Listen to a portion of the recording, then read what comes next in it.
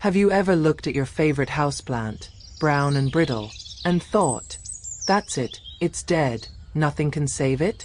What if I told you there's a forgotten horticultural trick that can bring even the saddest, crispiest plant back to life in just 3 days? I thought my prized houseplant was gone for good.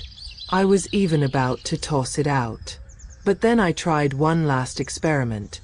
A simple root check paired with a very specific watering technique. What happened over the next 72 hours left me speechless. My plant had turned crispy, its leaves falling off one by one.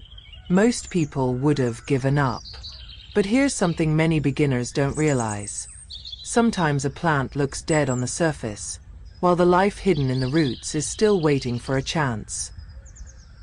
The trick is simple. Check the roots. If the roots are firm and white, even if the leaves are gone, the plant isn't dead. It's just in survival mode. I trimmed away the rotten parts, repotted it in fresh, well-draining soil, and here's the key.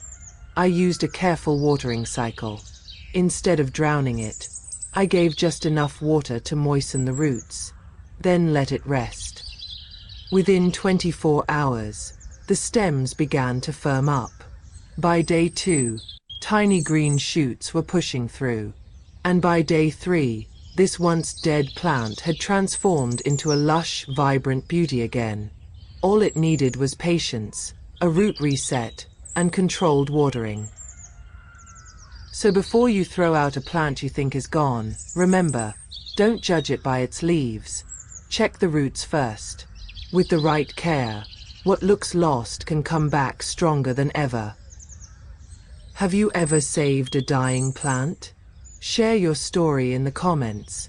I'd love to hear it. And if this helped, don't forget to like, subscribe, and hit the bell for more plant-saving secrets. Who knows, your next plant rescue could be just 3 days away.